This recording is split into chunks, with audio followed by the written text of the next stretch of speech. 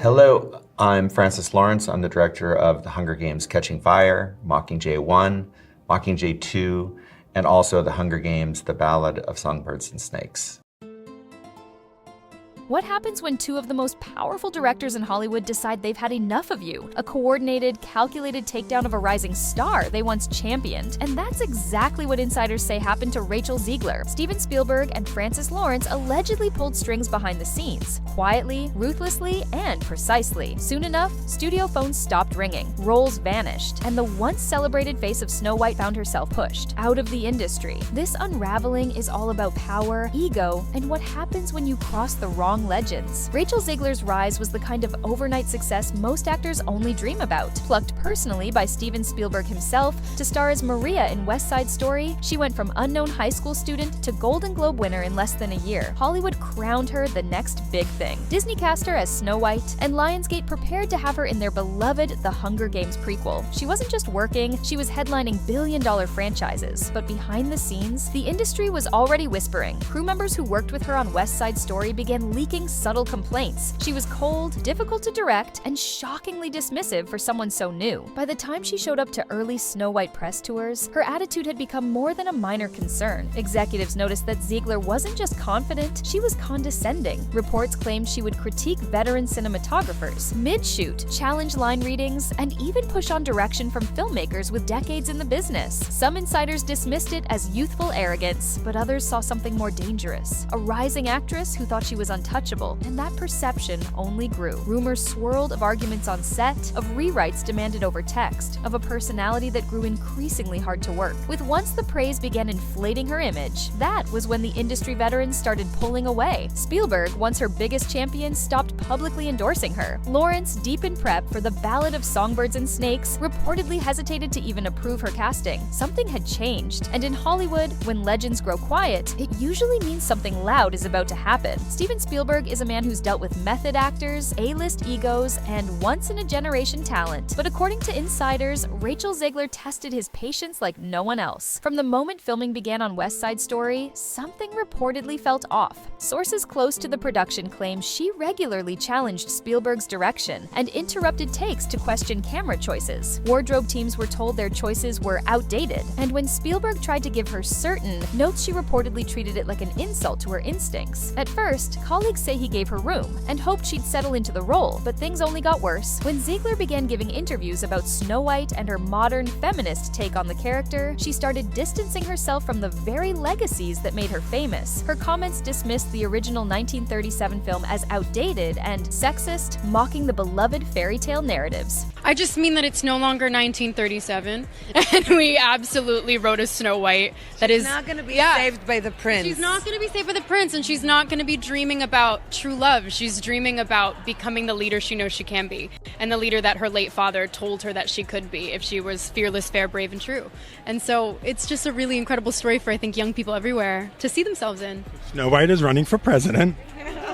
I'm launching my campaign. From here, Spielberg already made up his mind. The turning point came during awards season when Zegler's self-confidence morphed into open arrogance. She began skipping rehearsals, criticizing press talking points, and making digs at old-school directors. One quote in particular about how some male filmmakers couldn't handle strong women was interpreted by many as a shot at Spielberg himself. According to multiple sources, Spielberg made 2 serious phone calls to studio heads. Never again. Within days, casting departments began flagging her name. Rachel Zegler could have backed down. Instead, she dug her grave deeper. In an Allure magazine interview meant to position her as a bold, empowered Gen Z voice, she took a direct shot at the very foundation of her career. That single interview set off everything she had received. Zegler, a relatively new face, had crossed a line few actors dare to approach. Executives started referring to her as high risk. Meetings dried up. Auditions meant for her were then canceled entirely. One casting director reportedly said, "She's a PR nightmare." One tweet away from sinking a press tour, Zegler was becoming a liability, and the doors were quietly closing. Complicated, uncoachable, needs guidance. Labels that kill careers in the industry. Writers whispered that producers didn't want Zegler-level ego attached to their scripts. She hadn't just lost Spielberg, she'd made him an enemy, and now his silence was working against her in a way no publicist could undo. Still, Rachel's social media presence stayed loud. She doubled down on activism and gave more interviews. But in Hollywood, it's arrogance that gets you blacklisted. And if Spielberg had drawn on the first line, another director was about to solidify it. When Lionsgate tapped Frantic Lawrence to lead The Ballad of Songbirds and Snakes, he was ready to recapture that magic. But what he got instead was chaos, because Rachel Zegler didn't just walk onto that set as an actress. According to insiders, she arrived like she owned the franchise. Sources claim she showed the same behavior as on West Side Story and Snow White. One assistant director allegedly watched in disbelief as Zegler stopped a take midline to ask, "Can we make this sound less princessy?" Others say she refused to wear a critical costume piece because it didn't align with her views on modern femininity. Even veteran crew members who'd worked on Mockingjay described the vibe as toxic. Shoots dragged into 16-hour marathons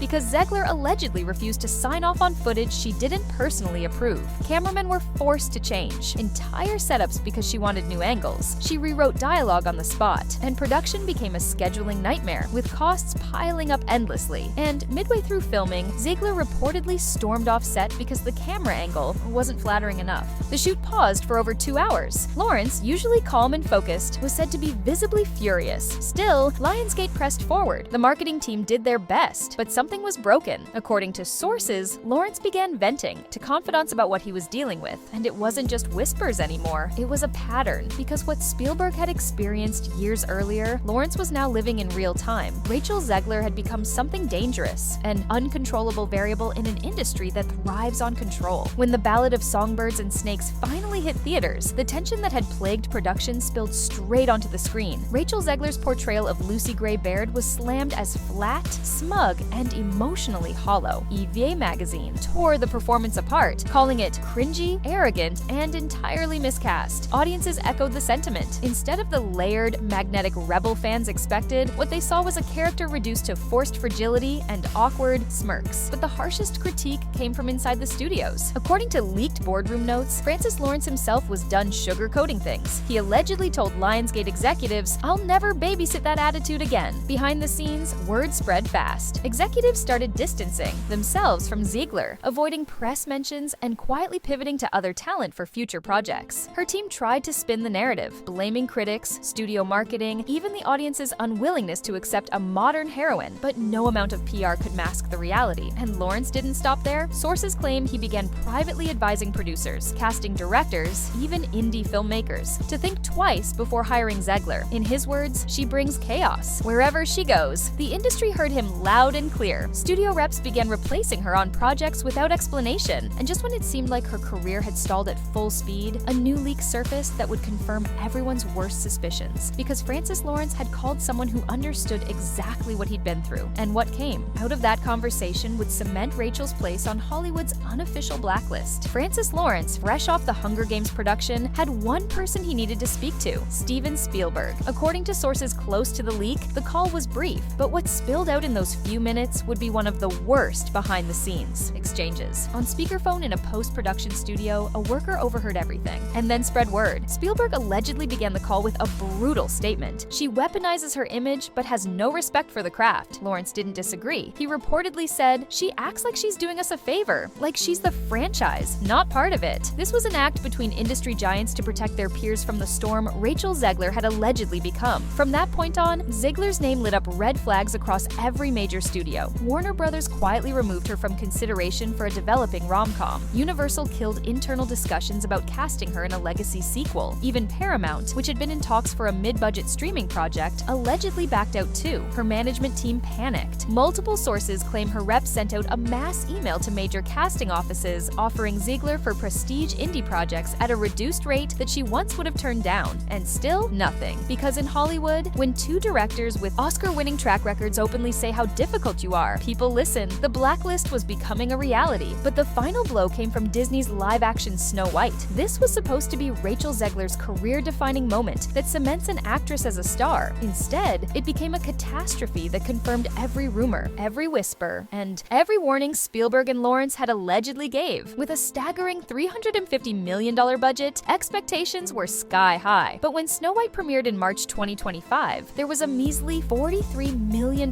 profit opening, a financial flop for a studio that once saw this as a legacy title. There was no following red carpet premiere, no major press junkets, and no late-night talk show appearances. One Disney executive reportedly said, "We can't risk another viral moment, not with her."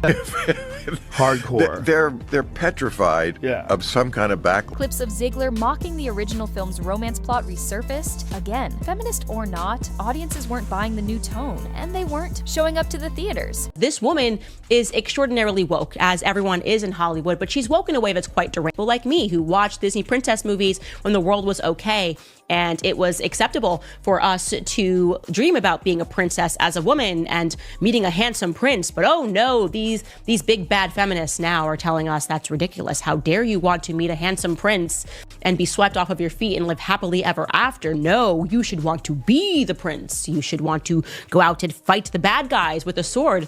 And I'm like, I don't really want to do that. Have they ever thought about maybe like a little bit of like, I don't know, vulnerability study, opposition research, that sort of thing before you go and hire some Zoomer who's a lunatic? The film's marketing leaned heavily on diversity and modernization, but the backlash was relentless. Internal reports leaked online made things even worse. One Disney insider alleged she had been flagged by multiple departments for being too high risk for family-oriented properties. In the days following the disastrous release, Zegler fired off a cryptic tweet, "Silence is violence," that vanished just 10 minutes later. But the damage was done. Commenters mocked her for playing the victim again. Industry analysts called it a PR meltdown, and executives didn't even respond. Rachel Zegler's name, once spoken with excitement, was now treated like a warning, a brand no studio wanted to touch. But the story wasn't over, because after Snow White flopped, the two directors at the center of it all met face to face one last time. Steven Spielberg and Francis Lawrence met for lunch in a quiet Los Angeles restaurant, and according to insiders, the conversation was strategic. They discussed broken production schedules, ballooning budgets, crew morale, and press disasters. Everything Rachel Zegler had allegedly left in her wake. What began as two separate frustrations had become a shared mission to protect the industry from her. As one executive put it, they didn't blackball her, she lit the fuse. They just didn't put it out. And from that meeting, Spielberg and Lawrence allegedly agreed on a single unspoken code. If studios won't protect their crews from toxicity, directors will. The message spread fast. Zegler's name became synonymous with risk. Disney, Lionsgate, Universal all distanced themselves like she was radioactive. No statements, no denials, just silence. Zegler, in turn, tried to regain control. She posted cryptic quotes, leaned harder into activism, and even floated the idea of writing her own scripts. But every move felt like damage control, not reinvention. The real power of Spielberg and Lawrence wasn't in their words, it was in their influence. They didn't have to cancel her. Hollywood did it for them. And a warning had gone out to every producer, every director, every investor. If you ignore the signs, you'll pay for it on set and at the box office. And while Rachel Zegler may still have fans, and while a comeback might be possible, the truth remains brutally clear. When Spielberg and Lawrence speak, Hollywood listens. And this time, it listened with finality. This experience was a quiet coup led by two of the most respected figures in the industry. Rachel Zegler's fall from fame was the result of ignored warnings, burned bridges, and a level of behind-the-scenes backlash that few stars survive. Spielberg and Lawrence didn't cancel her, they exposed her, and their message couldn't have been clearer. So the question now isn't whether Zegler can ever recover, it's whether Hollywood will ever let her.